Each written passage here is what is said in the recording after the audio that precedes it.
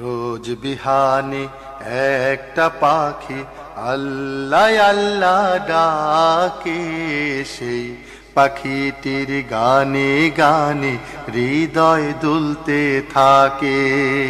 সুদীর্ঘকাল ধরে বাংলার ছোট বড় সবার প্রিয় পছন্দের এই সেই দেশ বিখ্যাত গরমের আরাম অরিজিনাল খাঁটি ইটনা থানার বিখ্যাত দুধমালাই আইসক্রিম।